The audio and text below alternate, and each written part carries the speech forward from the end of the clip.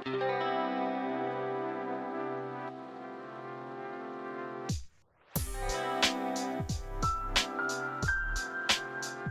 right, we are going to get started because it is 7:07 by my clock.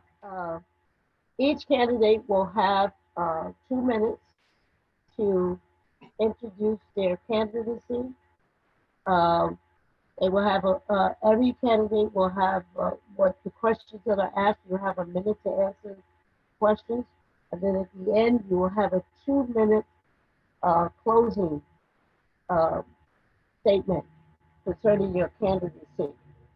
We're going to go in alphabetical order. So, Lorie, you have 2 minutes. Okay. Hi, everybody. It's great to be seen. Good. Hello, candidates and friends in the community. I'm delighted to be here. So thank you for the wonderful introduction. I just want to let you know I'm very grateful for you organizing this tonight. So a little bit about me. I taught in New York City public schools for 25 years, most of that at PS 16 and PS 18. I'm a small business owner. I own Honor Wines.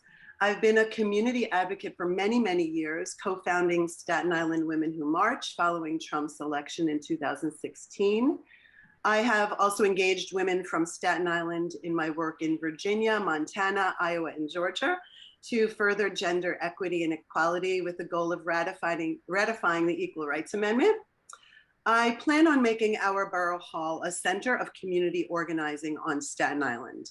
I will ensure that Borough Hall is a hub for constituents, open to all members of the community, and will make sure that community-based ideas and solutions are prioritized, developed, and most importantly, funded. Our Borough Hall will bring a new era of community-based organizing and engagement around the issues that are important to Staten Island and unifying to Staten Islanders. Together, we can make Borough Hall a hub of citizen activists of all ages, ethnicities, identities, and abilities. We're all working together for a common good. I plan on ending business as usual on Staten Island. Our Borough Hall will stand up to irresponsible development, like the BJ's development that's planned in the Graniteville wetlands, which will displace, disrupt, and continue to destabilize our communities. I will work to ensure that housing on Staten Island is affordable and that start finishing up. Prepare our youth for good paying jobs here on Staten Island so that our grown children can afford to live and work here. Thank you. Thank you so much. Mohan, you're up next. You have 2 minutes. Thank you, Helen, and I really thank for NAACP for organizing this event, and this is our second one. And I'm looking forward to join our other candidates here. And I just wanted to quickly say that I'm running for, not for me, for the people of Staten Island. I'm a service-oriented person. For the past more than 2 decades, I've done my best for the Staten Island. I want to do some more, and this Borough President Office is the best for that. I've done my service for the union for more than 25 years. Then I was part of the Police Council for more than 15 years. Then I'm also part of the committee board for more than 6 years.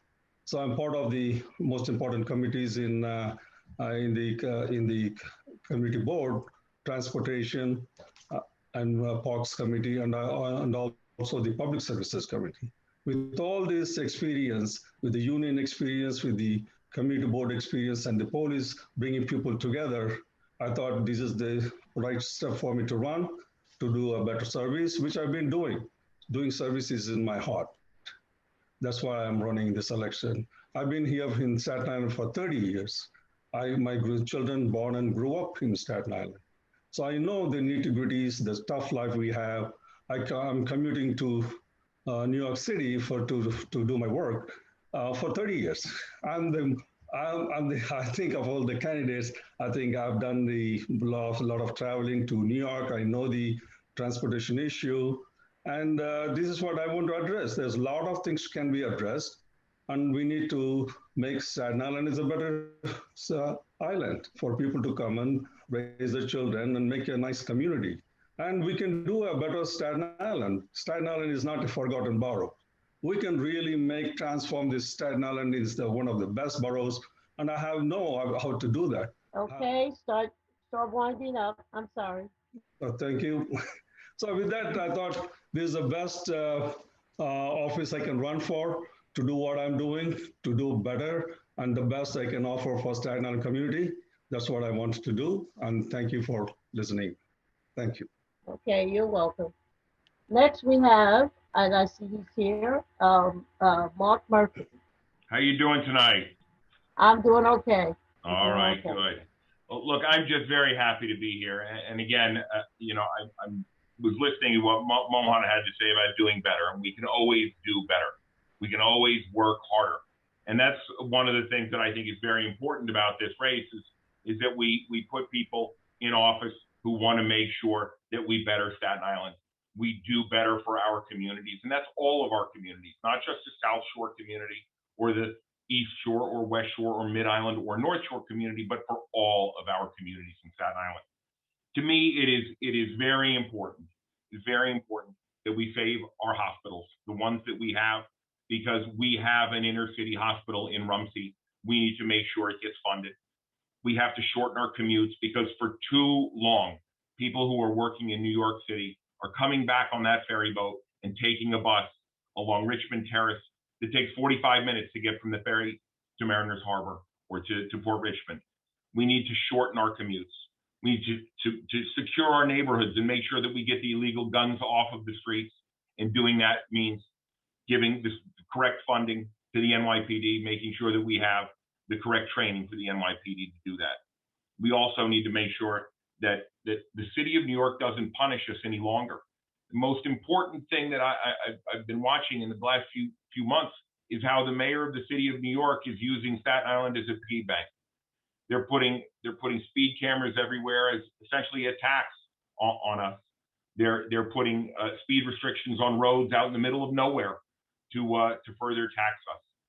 And I think we need to stop that. But in addition, we need to make sure that all of our communities are taken care of and protected. And that is the core reason why I'm running. For many years, I have dedicated myself, thank you, to Staten Island to make sure those without a voice had a voice. And that's why I'm here tonight. Thank you all very much for having me. Next up, we have Leticia Remauro. Thank you so much, Helen, and thank you to the NAACP for putting this forum together, and to the leadership, Mr. Josie. My name is Leticia Remauro. Many of you know me. I have been working in Staten Island for the last 30-some years, trying to make Staten Island a great place. And I am a small business owner twice over. I started my first small business when I was 21 years old. And I currently have a small business, marketing business. But in between, I spent 20 years in government. I worked for Mayor Giuliani as a community liaison. I worked for Governor Pataki, where I did some historic things on Staten Island. I actually found the documents that led to the closure of the Fresh Kills landfill. And I also helped to preserve and protect Mount Loretta and St. Francis Friary. And when I also went to Battery Park City Authority, I helped to recover after 9/11. But my service to the community came in by way of being chair of the community board. I was chair of community board 1, where I attracted the Empire Outlets to the North Shore, which has a great jobs program for the community, and brought shopping to the North Shore for the first time in 100 years. And it's the first outlet center in New York City. And I helped to bring Key Food to Victory Boulevard and Bay Street. And that's the first supermarket on the North Shore in 40 years. In that area, in the Bay Street area. My work wasn't completed as a community board chair, and so I want to continue that. But I also want to mention that I work with Council Member Rose and then Borough President Molinaro to locate the Jersey Street garage on the Fresh Kills landfill. People didn't think it could be done, but we got it done. And I found funding for the Heritage Park along the waterfront. There's still so much more work to do, and it can be done with me as your borough president. And I'm asking you to consider, I'm asking you to consider voting for me. I'm the only one who has a guaranteed line in November on the conservative line, and I'm running in a Republican primary. So it's wonderful to see you all tonight, and I look forward to your questions. Okay, next we have Brandon Stradford. Good evening, everyone. So let me just say, number one, Ms. Settles, thank you so much for reaching out to all of the candidates. But I must ask that we try not to continue to reach out to those that make it a deliberate attempt to not be with this organization. And I'll stop there. So my name is Brandon Stradford, for those who do not know, and I am running to be the next president of this great borough of Staten Island. And I'm going to tell you straight, I'm going to tell you this. I am born and raised right here. I know Staten Island. And I've said before, and I'll say it again, I have gone to many of the same schools with so many people, worshiped in many of the same churches, celebrated marriages and, unfortunately, funerals as well with many people all across Staten Island. So here's why. Here's what's really important. I'm not new to Staten Island. I don't look awkward anywhere that I go. I do not. I'm saying that for a reason. I know what we need. I have spoken and I have lived what I say. 30 years as a community advocate on the ground. I've been on the ground. I have made sure that the disenfranchised, who are normally cast aside and no one really cares about until election time, I've been there for them. I've been right there during COVID. My brother and I, matter of fact, we were right there when many people ran for the hills. I was right there. And I made sure that people had even water, sanitization in NYCHA buildings where, well, my God, how about this? You're touching everything. So they need to get some sanitization in there. Well, obviously, even face masks. So let's just be really, really real. I've been talking about, yes, ma'am. I've been talking about healthcare forever. Now suddenly, we should have healthcare, I'm hearing. Yeah, we should. We don't have a public health hospital here. There's 13 and Staten Island doesn't have any. Housing, we could talk about that too. All right. Brandon, you have to clear it. You have to start. I'm all good. Thank you, Ms. Okay. Thanks for having me. Okay. Next we have Cesar Vargas. Buenas noches, everyone. My name is Cesar Vargas. I'm an attorney, soldier, and proud Staten Islander. Pretty much, it's just an incredible opportunity to just be with you all. It's an honor definitely to be with the NAACP. I want to be able to be Staten Island's next borough president, not just because it's a position to run for the next position as some have done, but for me, it's really to represent Staten Island, to show really the beautiful story of Staten Island. My mom came here when I was just 5 years old after my father passed away. My mom immigrated from Mexico with the hopes of giving us a better opportunity. Because I wasn't a citizen and because I was undocumented, many doors closed on me. But because of the love and support of my community, I was able to graduate high school, graduate college, graduate law school, and eventually became New York's first undocumented attorney. Since then, I have worked at the city, state, and federal level. I worked in presidential campaigns. I worked in City Hall, and now currently working in the City Council. I worked in working with complex legislation in Albany, as well as working in complex legislation in Washington, D.C., including meeting and working with our U.S. Senator Chuck Schumer and the White House as well. So for me, my experience lends to be an advocate, but also someone who understands government and understands the complexities to get results. And ultimately, we want to make sure that we're creating a borough that is more just, safe, and prosperous for all Staten Islanders. We know very well that just saying a few talking points is not enough. We need to address the fact that on Staten Island, only 22% of Black Staten Islanders are vaccinated. Only 27% of Latinos are vaccinated here on Staten Island. Staten Island has an F from the American Lung Association because we need to address the environmental inequities that our communities of colors have faced. So we need to address these inequities. And for me, that is why I'm going to create an Office of Civil Rights to address the inequities that our communities have faced, from holding accountable NYCHA to ensure that we are removing the barriers to home ownership, from ensuring that small businesses have the support they need. Start finish up, Cesar. And making sure that all our young people have an opportunity to stay here and be able to pursue that American dream. So it's an honor, and I look forward to connecting with all my neighbors and making sure that we make Staten Island a more just, safe, and prosperous borough for all our communities, regardless of immigration status, race, religion, and so on. So thank you.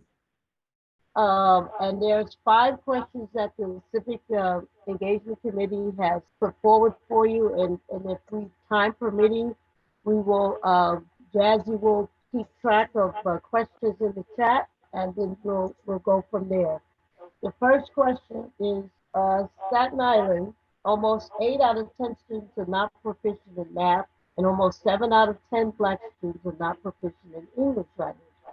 As Borough President, what are you going to do to eradicate institutional racism within Staten Island's education system? Thank you, Helen, for that question. Well, for me, one of the points that I mentioned is really creating this Office of Civil Rights on Staten Island. We have an educational system that we see a very different world from the South Shore, North Shore, from private schools, charter schools, and our public school system. So for me, it's making sure that we have a task force that would deal directly by those impacted. And for me, I feel that it's teachers, administrators, parents, and students themselves should be able to participate in how we solve this problem, from addressing the mathematics to just the STEM field, and making sure that all our communities can have a voice on how we address this. We need to ensure that all our schools, public schools, have the resources they need, and making sure that our tax base is funding our after-school programs, new technology, making sure that we are helping our students, specifically those who are learning or a different language or who are still learning English. And we need to help parents also invest in our parents to ensure that they are also 15 seconds. The young people. So for me, it's about creating the task force where we have students, parents, administrators, and teachers all coming together for a solution. So here's the thing. I have been on the ground for education for years. And I have, if you check my website, you'll see even a picture of me reading to some young Black kids who were labeled as deficient. They were far from deficient. And even their teachers stood right there as I engaged them in what maybe a high school student would understand. This took place at PS 48. I want to make sure that and I've said this not just tonight, I've said it for a while. It's important that we have wraparound services for our students and our families, because what COVID showed everybody is our students, particularly Black and brown students, are way behind. Not only did they not get the technology that they needed and were promised, but some households didn't even have 10 seconds. Yep, they didn't even have broadband. I will make sure that the families have wraparound services, so even those their parents have a chance to learn as well. We need to have some of those students go to a summer school setting where they get summer youth corps check. So our education system is failing our children because we're not preparing our kids for life. Their children go on different paths, and what's missing from our education system is a focus on actual learning, on learning the things that we need to function in our everyday life. And for children, especially the special needs children, and for children that are not on a path to college, we need to bring vocational training back to our schools. And that's something that I want to do as borough president. I want to make sure that with my CEC appointment, that we put a real focus again on reading, on writing, on arithmetic, and do it in a way that it makes sense in today's world, right? Using computers, using technology, but also using our hands. When we give children paths to vocational training as well as college, we ensure that they can have a good paying job, especially a New York City job. So plumbers and electricians and road pavers, all very good paying jobs that leads to a great future. So we need to bring vocational training back to our schools. So we need to make sure that we get the funding for our schools. PS 70 is a good step in the right direction right now, that we are starting to take some of the pressure off the schools in the North Shore. The South Shore Mid-Island they're not as crowded as they are here in the North. We need to invest in more space for Curtis. We need to invest, as we've seen with PS 70 being built, is going to be a huge gain for the community.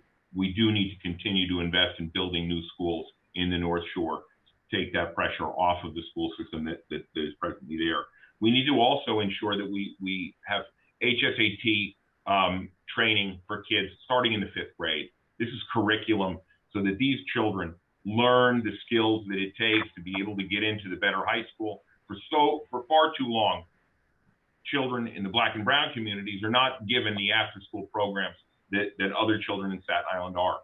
That they're not trained to take the HSAT test that is going to enable them to get into Stuyvesant, Bronx Science, or Staten Island Tech. That's a huge opportunity that we have, is to be able to start to train our kids in the 5th grade, 6th grade, 7th grade, so they take that test. It is a life skill test as well, so that when you get to high school, you start taking that training in freshman and sophomore year for your PSATs and SATs, so you can get into college. You can then, if you don't want to go to college, go the vocational route. So that's it.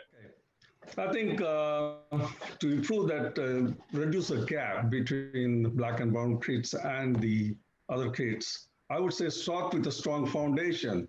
Everything starts with a strong foundation. If you don't have a strong foundation, whatever you put on heap on it, it's not going to work. So I would say start with a strong foundation to the students, and what you sow, what you reap, right? How you train the kids, how you bring up the kids, that's how they grow. So you got to start with a strong foundation of the education, and to get them to competitive exams and get them into Stuyvesant and other Ivy League schools, the simplest solution is, it's all related to economic conditions. Most of the families, Black and brown, they struggle. They have a struggling households. So that's why they're not able to pay as much as attention that other parents who are affordable, middle class, they can afford to pay. That's why you see the kids coming from that group doing very well, rather than the kids from the Black and brown community, because it's directly related to economic conditions. So that has to be compensated by the school system. How you have to, when they come to the school, make sure they're given a best foundation. Mentorship is one of the best you can get them prepared for the competitive exam. That's how other people get that. Other kids can go for the Ivy League college because of the mentorship and the tutorship. That's really needed for the kids. Thank you. Thank you. So I think what Mohan is describing is called the hidden curriculum, and it's essentially what some children don't have access to that other families can provide. So that that ability to do after-school programs, have enrichment, figure out how to fill out college applications, figure out how to fill out, get resumes and portfolios together. That's called the hidden curriculum. And in our office, we'll create the Office of Educational Support and Grants, which will work with teachers, students, parents to ensure that our schools, everyone has access to the resources they need to succeed and thrive and fulfill what they want to do and what their potential is. This will also be a resource for parents and students to develop, IEP plans if necessary, and ensure that all the IEP plans are adhered to as required. In addition, I feel like we really need to talk about combating the systemic racism. So I'll advocate for the 1619 project to be adopted, and I'll also advocate for the recognition of and the education about the oldest Black community in the country, Sandy Ground, where our children will know where they are, where they came from, and what's around them in Staten Island. Okay, next question.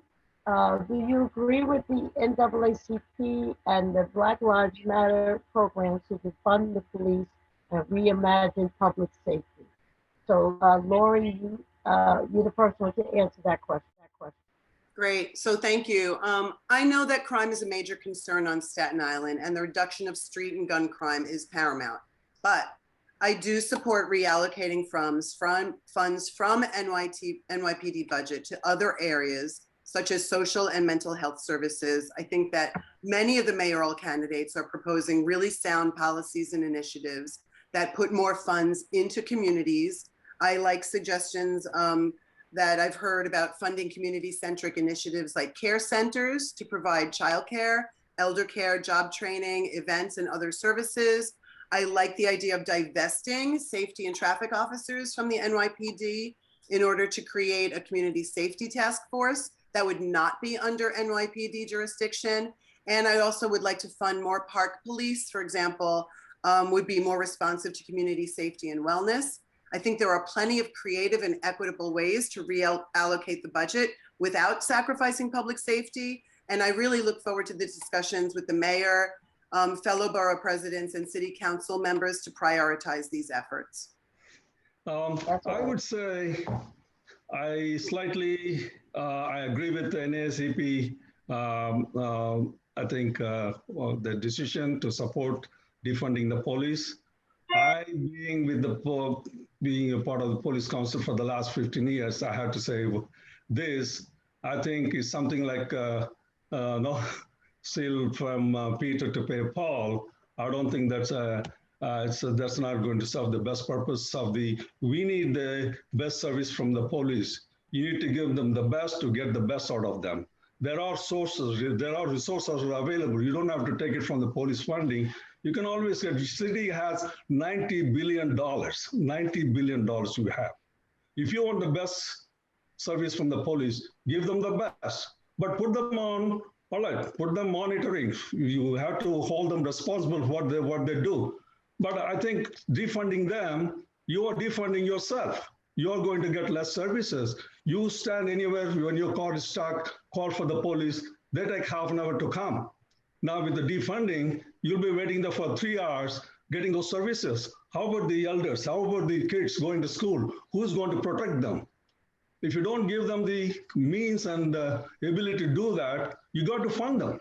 Simple as that.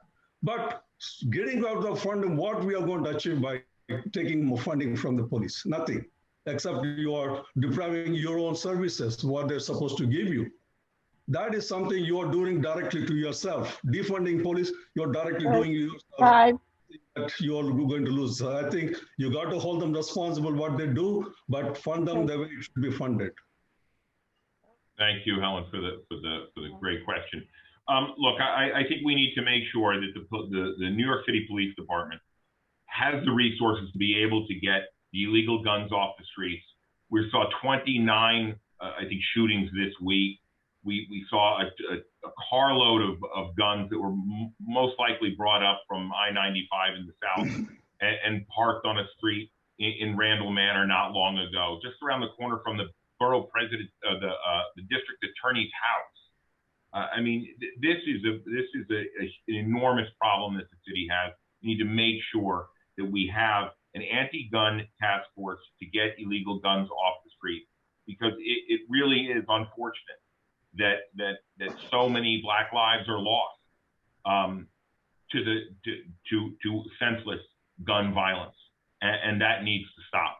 I think that one of the big things that we need to do is we need to really focus on training with our NYPD. I can't tell you how many corrections officers that I've talked to during this campaign who talked to me about the de-escalation techniques that they're taught, the mental health techniques that they're taught, and how to de-escalate situations. They said those same teachings, those same training programs, if incorporated into NYPD training, can be very effective.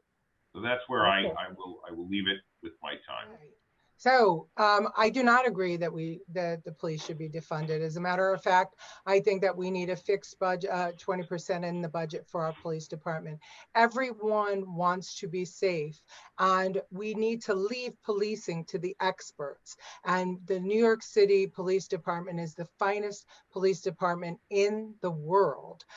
They have to deal with well beyond what other police departments have to deal with. I would want to see that police officers getting a raise, because when you pay a proper salary, you attract the best and the brightest into the police force. I mean, we're fortunate to have a police force that is made up of every religion, every race, every sexual preference. What we need to do is to support them, because when we support the police department, we support our communities. I have done work all over Staten Island, all over New York City, and I've yet to be in a place where someone says, we want less police on our street, especially in neighborhoods that are economically challenged. So no, I would not defund the police. I do not agree with that tactic. I think that what we have to recognize is that we should not have legislators trying to tell the police what to do. You wouldn't call a plumber to fix your car. So don't allow legislators to tell the police what to do in New York City. All right. So let's start right here. I do not believe in defunding the police. What I do believe in is, like every smart CEO, you do a bottom to the top or top to the bottom analysis of what works and what doesn't. And you cut that away that does not work.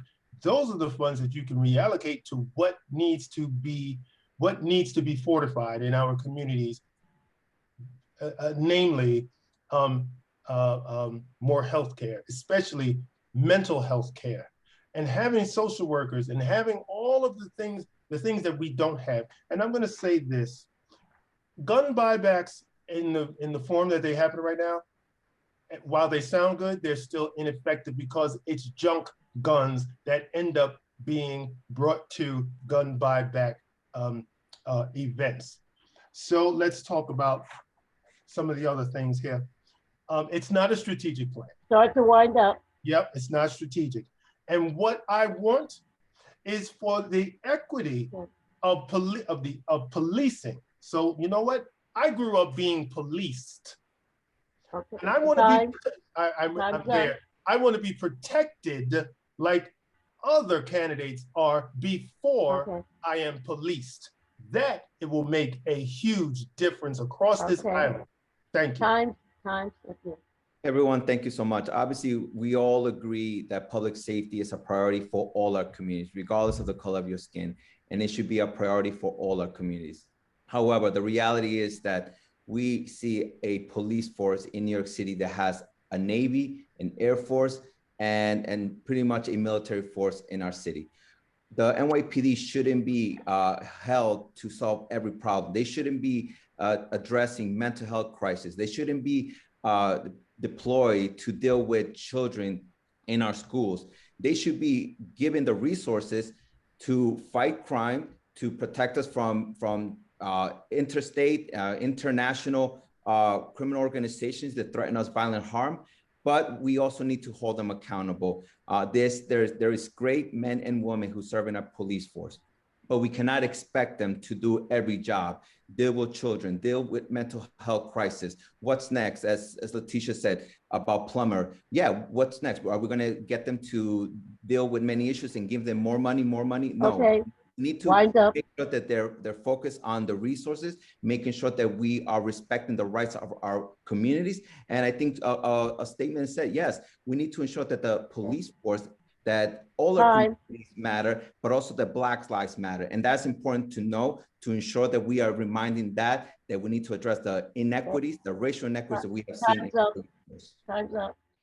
Third question, and this one is very dear to me. As the next borough president, what would you do to stop developers from redlining the North Shore? Okay, we'll start with Cesar because we left off with you, so we go back up again. Yes, so developer is one of the few powers that the borough president has to influence land use decision. And as borough president, one of the most important things that I want to be able to do is completely terminate the ULURP process. This is the Uniform Land Use Reform process that allows developers to pretty much control over how they develop the future of our borough. And we cannot let developers dictate that they're going to be building big luxury condos, so they're trying to build overscale multi-story development here on Staten Island. We saw what happened in the North Shore with, they promised a wheel, they promised hotels, they promised all these opportunities. And years later, we have nothing there. And what happened? Rents have gone up. We have people being displaced.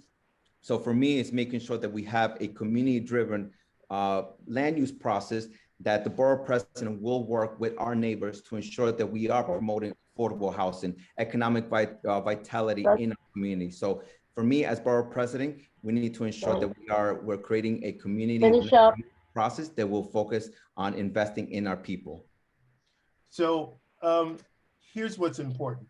We need to make sure that stakeholders are involved in all of the decisions that happen regarding development. And I've said from the very beginning, as the borough president, I will halt many developments where I see that there is not attention being paid to the community. Why allow every community to just be redesigned and taken advantage of and just allow, well-pocketed financiers and developers to just run ransack over neighborhoods? I mean, what happened to like any kind of commitment toward school seats? You're gonna load up the North Shore, and where do all the kids go? Where do they go to school? What do we do with our roads, sewer systems? And I'll say this, and I know the person is coming up soon, but I want to make it clear that having a real estate contract with Sotheby's doesn't help with redlining. So I said that. And we need stakeholders to be involved. And Vito Fasella, he's not here, I guess he chose this wasn't important, decided to eliminate 75,000 housing units from Staten Island.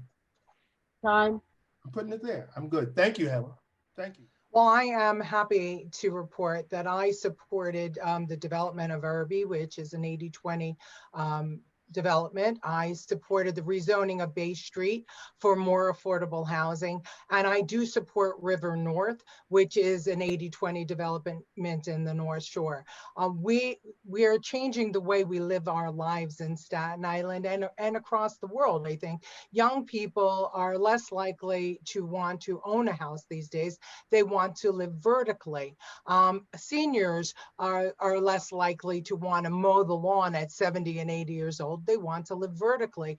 And I am very pleased to announce that I have been supporting 80-20 housing and affordable housing throughout Staten Island. But when I was community board chair, I helped to effectuate it on the North Shore. When we moved the Jersey Street Garage, what we're getting next is affordable housing and with commercial development on the bottom. So planning is what I do. I did it in Battery Park City. And this type of housing is what is used in Battery Park City, the 80-20 program, and is a really great program. Now the mayor has announced that he has opened up Section 8 vouchers again, which we need. We need that for our mentally ill and for our homeless. But what we need for our community is to provide density so that we have amenities, services. We have supermarkets and drugstores and banks and post offices, and that can only happen when you have density of housing, and the infrastructure comes along with that.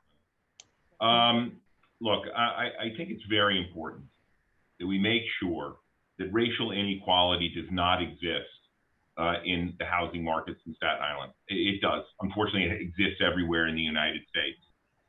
I fight so hard to make sure that all of my clients, when they're selling their homes, get the highest price possible for their homes. And I can't tell you how many times I've read stories about a Black family will have their house appraised at 20 to 40% below what a house similar would appraise for in a white community, or in the exact same community, but a white family.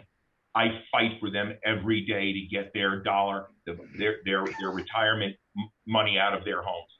The best way to accumulate wealth in the United States is to be a homeowner. And I will tell you, I will fight every single day for every homeowner in Staten Island to make sure that they get the top dollar for their home. It is paramount to me. and it's because of Finish your racial thought. segregation's enduring effect that we see the underlying values of homes go down in the North Shore in some areas. And we need somebody who's going to fight to prevent that. Housing, I think, is a tool for segregation. You know, if it's not funded properly, if people are not getting the home they deserve, you're creating a segregation right there. Unequal communities, and people don't afford to get a proper housing. And I think that has to be addressed by the Borough President Office, the best office to address that. The land use committee especially, they watch on the zoning and see this overgrowth of this construction doesn't take place. And when they do, they see how it benefits the community. And the Borough President Office is the right office to implement this. And zoning, again, zoning is another big confusion that takes place in Staten Island. They call the industrial zone as a housing zone and the housing zone as the industrial zone. They play with this zoning, and that has to be stopped. All this creates, in essence, inequality, and people don't get the good housing facilities. The only thing the government can do is to promote to give some incentives to some developers who can give 50% of that building to affordable housing. That way you can encourage it, put more money into the housing. That way you can reduce the gap between the affordable and not those people who are not affordable. So this falls into the, stopping developers from redlining that falls into the combating systemic racism that exists within our housing policies here on Staten Island that is decades long in the making. So we have to stop this policy of allowing the selling out to irresponsible developers, to selling out to for-profit developers who consistently pull a bait and switch on Staten Island and then essentially displace, destabilize, and disrupt intact neighborhoods that you need support and responsible developing. So I take issue with the concept of affordable housing being sort of a blanket statement. Our Borough Hall, we're going to create the land use projects team. This team will ensure that Borough Hall is proactive in standing up to irresponsible development before we have to take to the streets and protest something, before our neighborhoods are destabilized and displaced. And we'll also make the capital projects grant application process acceptable to all Staten Islanders, not just big developers. I think that there's work to be done in creative housing, affordable housing.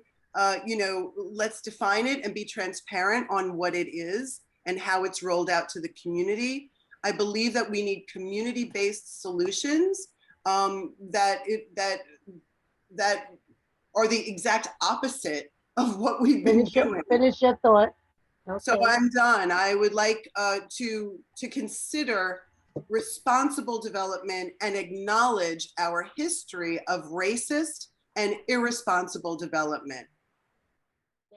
You support legislation that would criminalize NYPD officers and sheriff's deputies from shutting off their body cameras during civilian interaction. So we left off with, so Lorie, you would be the first to answer this one. I don't need 30 minutes or 20 seconds or 1 minute to answer this. Yes. 100% interested in expanding the role of the Citizen Review Board and giving them more teeth as opposed to merely documenting, but I believe that they should be partnered with and given more, just more leeway in removing and removing police officers who do not comply with the law. The question is, do you support legislation that criminalizes the NYPD officers? Yes, you need to have body cameras. They're supposed to. Their rules tells them to use the body cameras wherever the occasion and demands, and there are some protocols put in place. I think some devices, sometimes it may shut off by itself or some technical errors. Now we are trying to unmute and mute ourselves. Sometimes it happens, but that you cannot criminalize that if some human error, some technical devices error. So we got to be a little more careful in criminalizing. The same way we try to avoid anybody being criminalized for anything they do. We need to apply the same rule to NYPD officers also. There should not be two different rules, one for the NYPD, one for the civilians. So I would say you got to, the protocols, rules, whatever it has set for that, has to be upheld. The police officer, the police department knows how to implement it. So I would rather call there, if we need to take a careful look at it, the existing law addresses that. If it doesn't, we need to go and fine tune it to make Finish it your better. thought, please. Follow it. Thank you. I don't think we should be criminalizing these actions if they're not already written into law. We need to make sure that the rules and protocols are in place to protect the public, to also document police interaction with the public.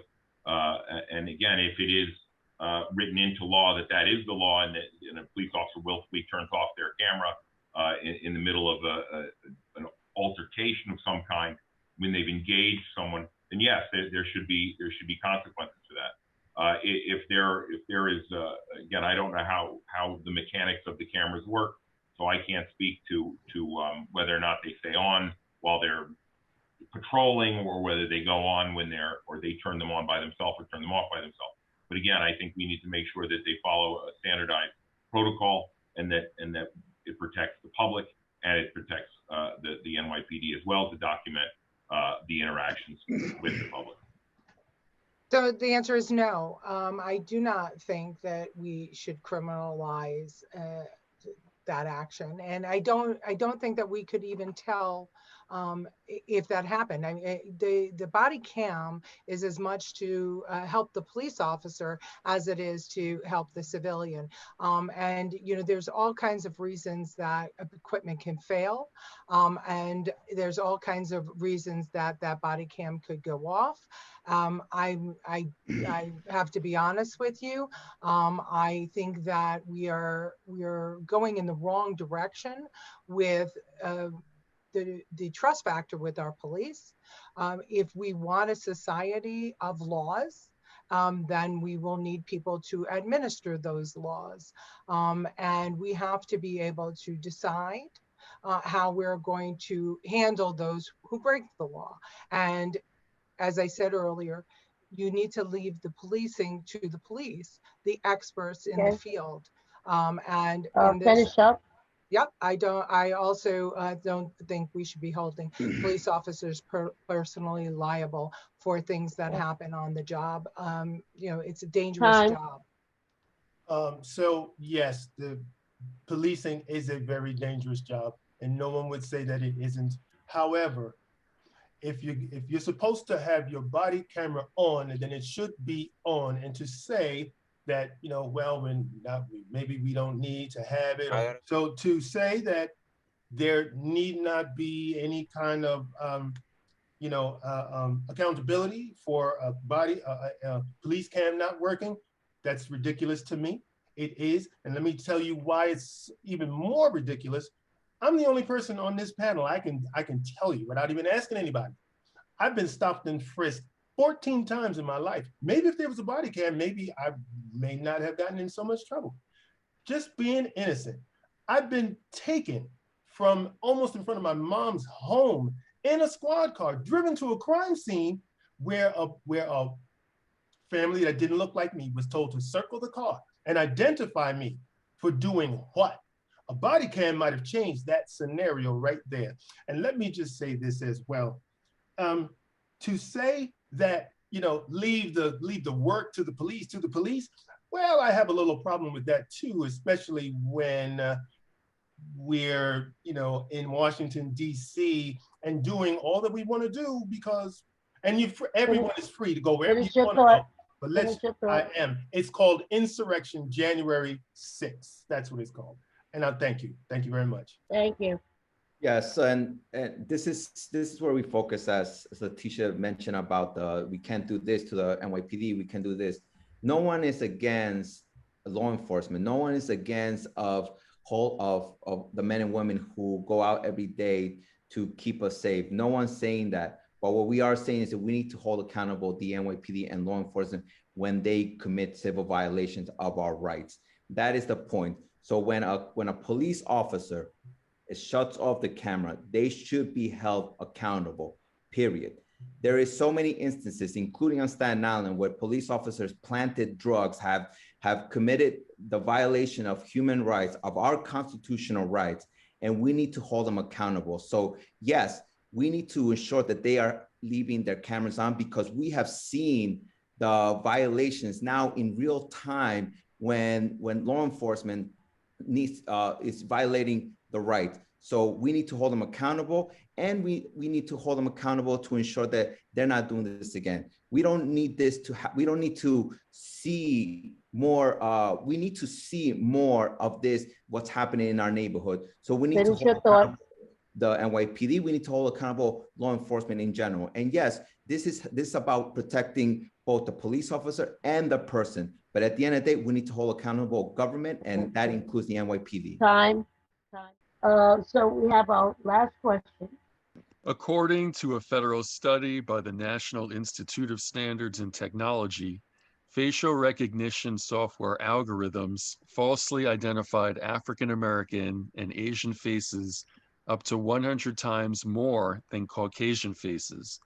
Do you support legislation to ban racist facial recognition software by law enforcement? Okay, and we left over Cesar, so Cesar, you're first. Thank you so much. We need to ensure that the technology that law enforcement uses is technology that really addresses the racial assumptions that many of the systems face. And that includes with law enforcement. And going back to the same point about cameras, going to the same point about all the equipment that the NYPD has. These are military grade equipment that at times really focuses on communities of color. Particularly, we have seen the NYPD is spying and using military grade spy equipment on communities of color, particularly Muslim communities right after 9/11. Yes, there's a need to ensure that we equip our law enforcement with the latest technology, but we also don't need that new technology to be used against our communities. And that it goes with the technology of facial recognition. That goes with the technology of now having drones, having a robot walking in the streets. And we know very well that when technology is used at the wrong hands, especially in law enforcement that has a history of systematic racism, we need to be wary of technology. Finish your thought. So for me, it's making sure that we are eliminating technology that it's placed against our communities, and making sure that we are addressing based on community safety and public safety that protects all of us. Thank you. So let me just say this. As I said before, I grew up in the North Shore, where we are policed first and protected second. Okay? So with that said, I have a problem with all of the artificial intelligence that's out there. Is there a place for it? Well, let's talk about that. Is there a place for all of the military grade type artificial intelligence that's there? I doubt it, because you know where a lot of it is? Right up here where I live. I can't tell you how many times police helicopters fly around my neighborhood, and sometimes fly right almost outside my window. And I'll go forward. If we had more trust in our police departments, like the NCOs, I think that's a wonderful program. If we had more trust, my brother and I put together a great big convening of police brass and community stakeholders called Building Bridges, where everyone could speak.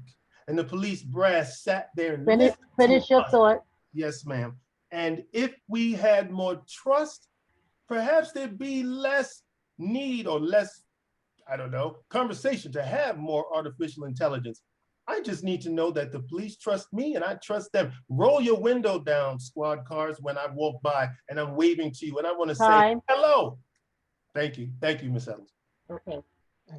I think there is a place for computers. I think there's a place for algorithms, but I think that relying on them too heavily for anything is not a good thing. I don't think it's a great thing in facial recognition. I don't think it's a great thing in bail reform, and where we've taken the thought of cash bail or giving someone cash bail out of the judge's hands and get left it to an algorithm. You know, technology is a wonderful thing, but too much of it can cause glitches and can cause problems. So I don't think that we should be relying that heavily on facial recognition technology. Would I ban it? I think that with all things, you need some human component. We need human component in all things, especially in policing and especially in investigation. So that's my answer. Well, you know, I think last time we had this meeting, we realized technology was not very good. Ended our meeting quickly. Look, if the facial recognition technology doesn't work, you can't use it. And I think you have to have cameras in places. You know, those have been very helpful in identifying, you know, a gunman breaking into a music studio right over here in the North Shore with an AR-15 assault rifle. You know, nobody's saying we shouldn't have that kind of camera, but I'm saying if the algorithms don't work, if the cameras don't work, if they're just inaccurate as it relates to Black communities and Asian communities, then they can't use them, and that's where I stand on that issue. Hi, Helen. This question is addresses like. I think if whatever the protocols they have, whatever the means of getting to the bottom of any criminal investigation, anything like that, this should be used as a last resort. It could be used in a limited manner, if at all it needs to be used. And again, this has to be approved by the superiors in a special case by case, see that this really needs this kind of investigation. Saying that, I would say the technology is moving and growing leaps and bounds now. Artificial intelligence is going to be the future. And it is the technology has to be fine-tuned. It is not ready yet. If you take your cell phones, how many pixels, how best camera you have on your cell phone's voice modulation, you have all that technology built for you. Now we cannot even leave this cell phone for a minute. That's how things are growing now. So that is going to be down in the line, but the technology can be evolved in a better way. Then we can really, if it is good to use, we can use it. But again, it has to be used as a last resort, not as a first resort. Finish your thought. With that, I would say the time is not yet right for that, but you need to improve it. And if it is used in a proper way to get to the bottom of any investigation, yes, we can use that. Aye. So this seems to be another aspect where the technology or the creation of this technology, the research has been perfected or utilized to perfection on white males, but is failing with people of color, women, and people of different ethnicities. So the idea that the police are going to be trained appropriately using this faulty technology that was clearly not researched on anyone that has like where there's universal comparative error, you know, where the errors are few, is one, it's ludicrous. Two, it's already been proven by activists and scientists and computer scientists and developers.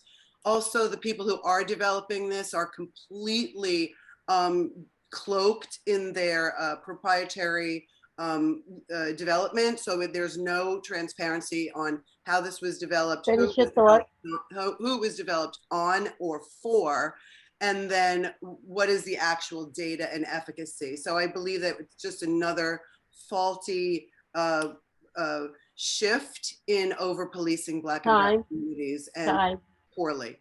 Okay. Those were the end of the questions that the Civic Engagement Committee had come up with for the candidates. Is there any pertinent questions, Jazzy, in Yes. the chat?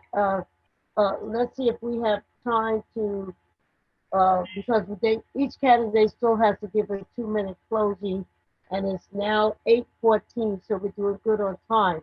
What is the question in the chat that's pertinent to these candidates? Yes. It's two questions. One question was from Mr. Fishman.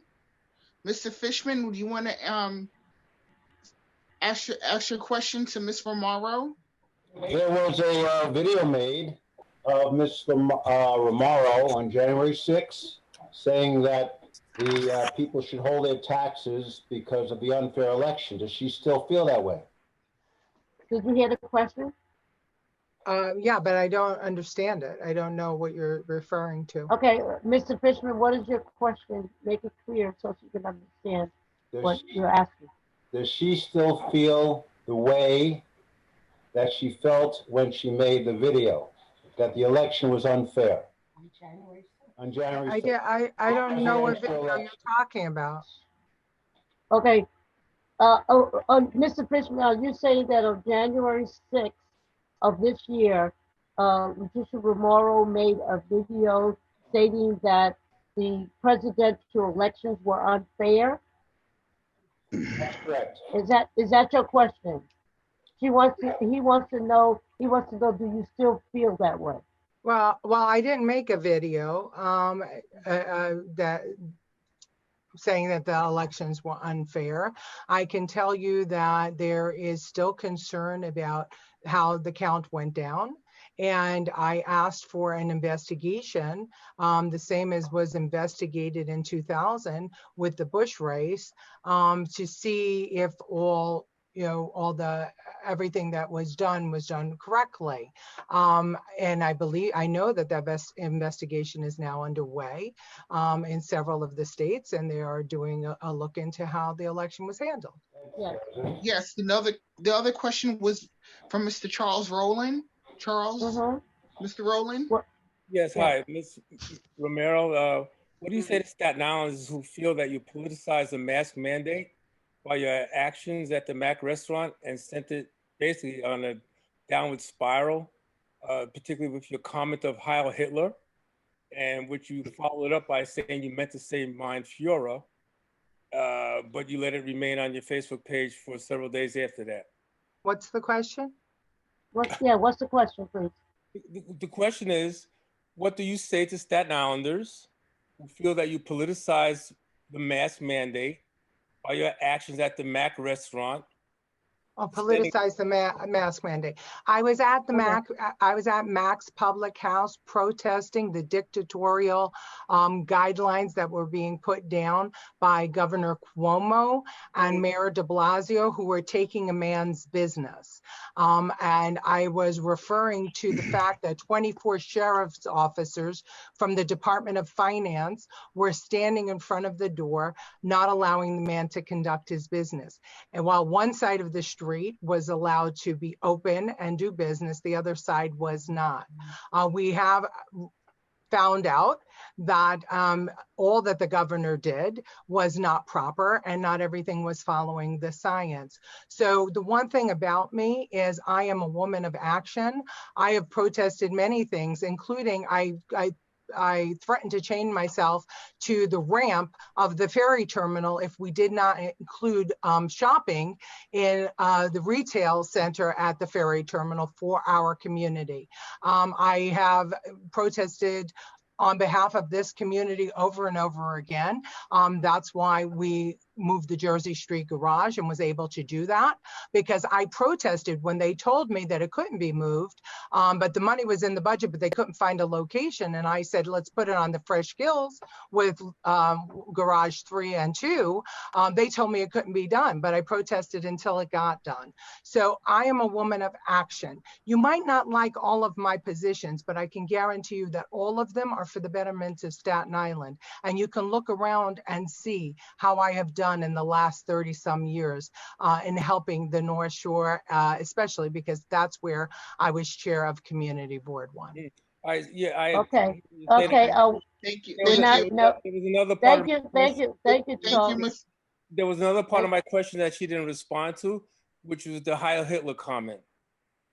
Well, that was referring to Mayor de Blasio as the fascist dictator. And I said to the sheriffs that sometimes they have to say no, no to the Heil Hitler and say, no, don't send me there. It was that video was clipped, and it was clipped intentionally to act as if I was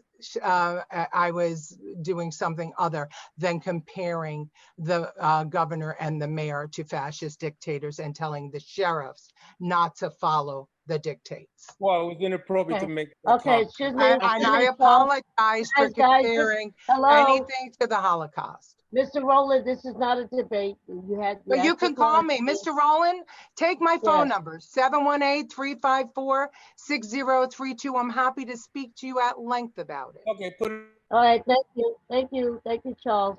Yes, okay. Minister Donegan has a question, and it's for each of the candidates. Her question is, where does each candidate stand on the need to diversify the Staten Island NYPD? Yeah, I think the NYPD has done a poor job of, especially here on Staten Island, of, I'm sure you would all agree, I don't want to overstate it, but the police that the makeup of the police that I see here in our community, and I live on the North Shore, is predominantly white. And I think it sends a very hostile message to all members of the community that it doesn't really reflect the makeup of the city. It certainly doesn't reflect the makeup of the North Shore. And regardless of who lives here, we should be actively seeking women and communities of color to engage in the police department. And I feel like there needs to be better outreach. I'm sure that there is outreach. I adore the community police. I think they do an amazing job, and they are worth reinvesting in and possibly being the organization that retrains the force. But I feel the makeup of the police, there has not been clearly enough outreach to different communities and genders. Okay, time. Yeah, it can be done, and it is in the process, I believe. I went to police recruitment the other day on the Clove Lake Park, and it's open for everybody. And I think I was told that only very handful of people showed up to get, apply for the job. The thing is, with all that going on with the NYPD, people are really hesitating to join the NYPD. That's another big factor, but the gap has to be reduced, understand, and the police is also, I believe they're also coming out with the new rules and the policies to bring more people of brown and black into the force. And I see the numbers are growing. I'm not saying supporting anything. I'm just giving you a general perspective of what is going on right now. Yes, that has to be. And I also make the people who are recruited not living in New Jersey, they have to live in Staten Island, right in the community. There's another policy they're trying to change it. It's good for the community. We need to bring all diversify the police force. They can understand the better. That is the way to start getting the police done, they do their job, understand the community, respect each other. I think it is growing, but we are not really there yet. Thank you, Helen. Look, I think you must lead by example. And I have made a commitment to this community that when I become borough president, it will be the most diverse and most inclusive staff in the history of the borough president's office. And I think we need to set that example, not just in this office, but we need to have that conversation with the NYPD. We need to make sure that the city does that across the board, FDNY, Department of Sanitation, NYPD. Make sure that we see our community's faces in uniform in our communities. That is vital to what we need to do going forward into the future and rebuilding New York City, making sure that police officers and other municipal employees work and live in the city and in our borough. So that is where I stand on that. You have to lead by example, and that is the example I intend to lead with. Okay, so I think that we are seeing diversification in the police force, but you know, again, the biggest problem that we have is attracting talent to the police force. More people are leaving the police force than actually joining the police force, and therein is the problem. I know that the Muslim police officers are the number of Muslim police officers who are attending the academy are growing. So the diversity in religion is there at least. And I know that the gay and lesbian police officers are also growing. So diversity there is happening. But my overall concern is how do we make people, good people, want to become police officers? I go back again to good pay, especially at the entry level, and you know, working together with the community and trust in the community and letting the police do their job without vilification. So, you know, let's make sure that we don't speak in patronizing terms. It's just ridiculous to say, oh, and the Muslims are growing at the academy. And it's the same thing as when Mr. Murphy, I'm sorry, but I'm saying it, when his categorization of diversity, and if he becomes borough president, he started off by saying the blacks. The blacks? Get out of here, man. So let's make sure that we diversify NYPD because it is critical. Now, I have family from Staten Island who are on the force, and they were not allowed to work in Staten Island. They were sent all over the city. And what we found here in Staten Island were people, non-Black people, from the other ends of Staten Island who don't know the North Shore, who suddenly were charged to protect or police me. If you can't even roll your window down and speak to me, you shouldn't be here. If I walk by and wave to you, roll a damn window down. Don't sit in my community or any other community across Staten Island and just watch. Roll your window down and say hello. I'm saying hello. You can say hello too. Thanks. It was a great question. Okay. Yeah, representation is obviously very important, but the reality is that diversity does not address the systematic racism that exists in government across the spectrum. So we need to address the racist institutional systems that exist in our law enforcement, that exist in housing, that exist in city agencies and across the spectrum. So for me, that is what we need to do. We need to first address systematic racism before we talk about anything about we having representation here, representation there. It's important, but let's get to the root cause of why our rights are being violated. Thank you, Cesar. Okay, now it's time to give us a 2-minute closing. Okay, so we're going to start with, we left off with Cesar. We will start with Cesar.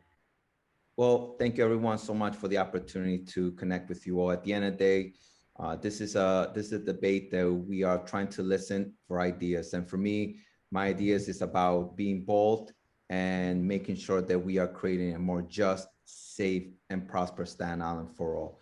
We need to ensure that we are addressing systematic racism, the inequalities that our borough have faced for so long. We cannot just let government do what they do. We need to hold accountable government, but we need to create a government that's going to be directly in the community. And I am that leader who's going to be with the community, working with every member to ensure that we are creating that borough that creates opportunities, prosperity for all. My experience as an attorney, as a soldier, puts me uniquely positioned to be a strong advocate for Staten Island at the city, state, and federal level. It's been an honor to be with you, but also an honor to receive the William Morris Humanitarian Award from the NAACP that I received, recognizing the work that I have done for our community, for our Black and Brown community. And that's what I'm going to continue to do. And we're going to ensure that we are creating a Staten Island that we're proud of. And we're going to be leading not just here in New York City, but Staten Island will be leading across the state and across the country. And I know we're going to be able to do that. La lucha sigue. Thank you, everyone. Yes. So I'm very happy to be here. And I'm also very happy to say that I am the only NAACP card-carrying member on this of all of the candidates. And I want to make sure that everyone understands, you know, I know Staten Island, I am Staten Island. And here's what else I'll say. You know, I live in the North Shore where we have less banks, less services, less stores than any other section of Staten Island. We as a borough, all 58 square miles of Staten Island, we need to have more equity. It's going to be difficult to start off at equity because there's never been any equality. So there's a big job to be done. I'm the man who can do that. I'm the man that builds bridges. I'm the guy that you've seen on the ground, all of our guests tonight and all of the people who you may share my message with. I'm the one you've seen on the ground in the good times, the bad times, celebrating with you. I'm the guy that's been there, me. And I'm the one that knows how to build bridges. I am the one that can do these things. I am all about, you know, getting our transportation back on track, getting rid of all these potholes everywhere, like we're driving over Mars or something. And we could do something with these speed cameras too. How about we lower the fine on them so we're not again financing the rest of the city like we've been doing with the Verrazano Bridge. It's over for that. Healthcare, come on, we need a hospital. I don't care what anyone says, it's not pie in the sky. We can have a hospital. We can have it. It's not just enough. It's not enough to just add more money to the community-based organizations. They're wonderful too, but we need a public health hospital. The one full service Department of Health Center right down the street from me has been shuttered for years. The building still— Finish your thought. And I am the one for this race to take Borough Hall, where there will be a seat for everyone at my table. No one turned away and begged for crumbs straight out the box. Yep. Thank you. Thank you. My name is Leticia Remauro, and I am a small businesswoman. I have spent 20 years working in government for mayors, governors, and presidents. But more importantly, I've spent the last 30 years working for you, for Staten Island, and particularly on the North Shore.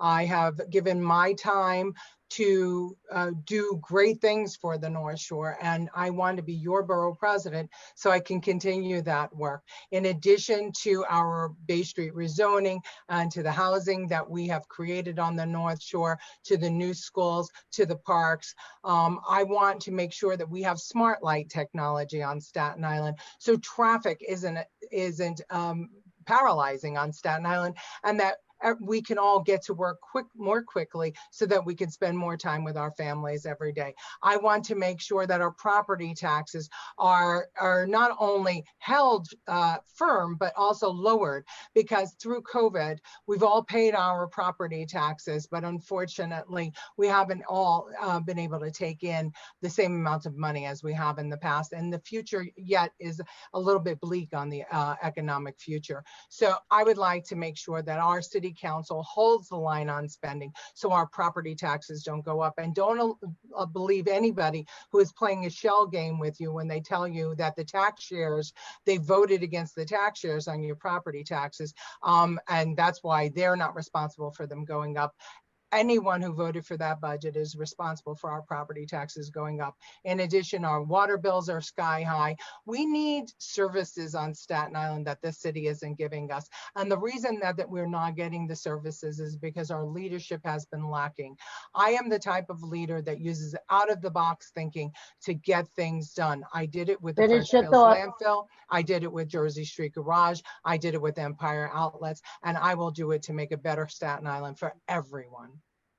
Thank you. Thank you, Helen. Thank you very much. Hey, Brandon, hate to break the news to you, but I am a member of the NAACP. And I keep on my desk my father's life membership to the NAACP.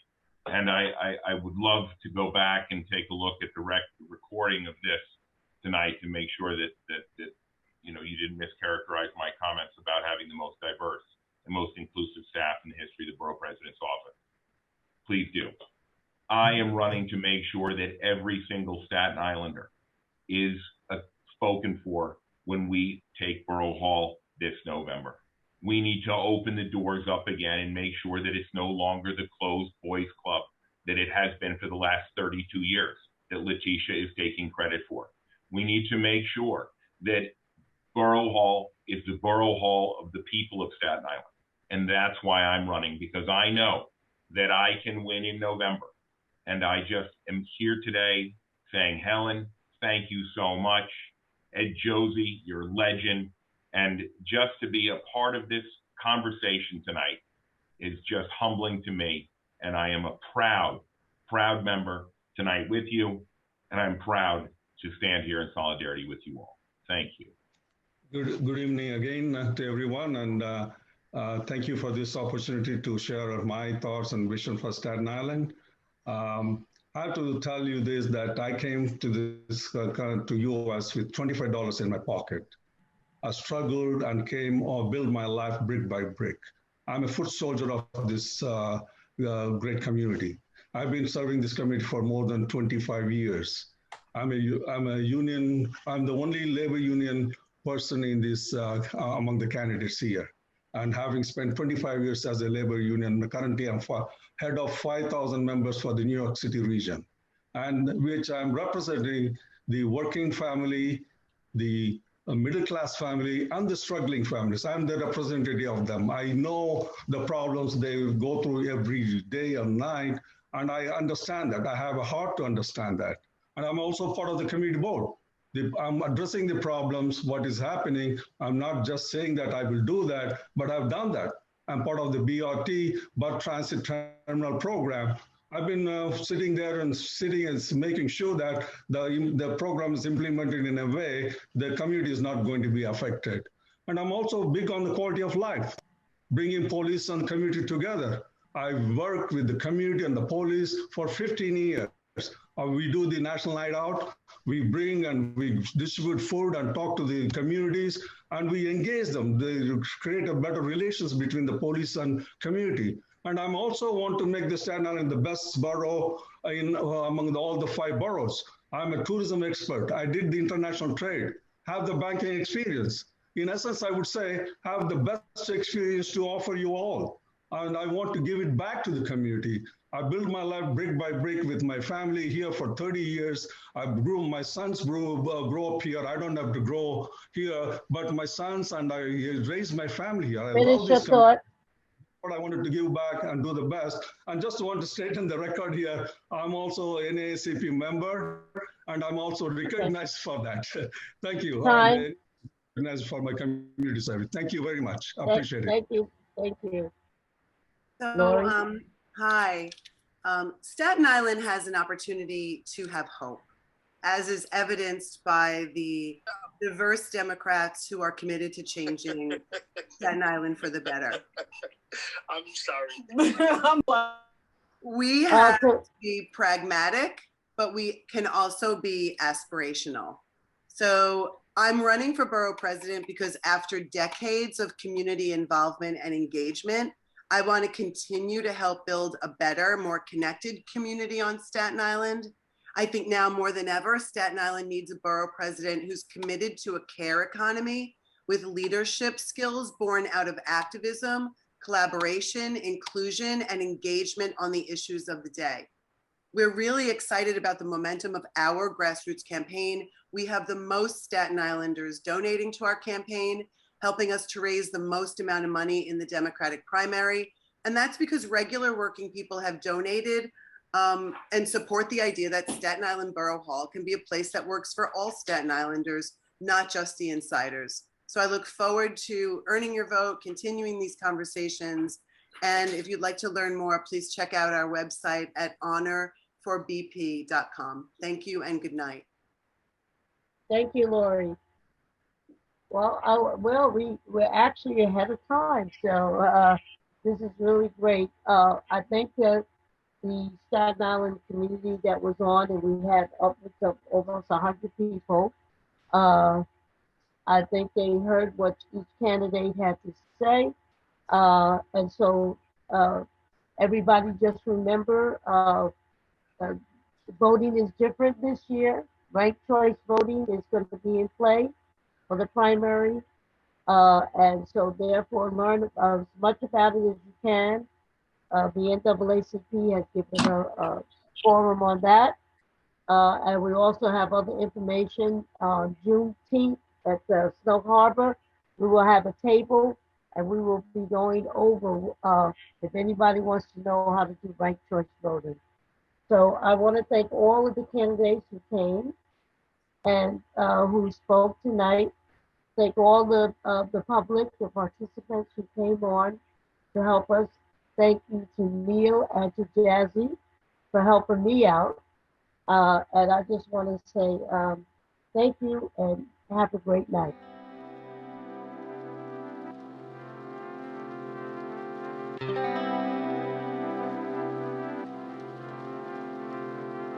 Thank you.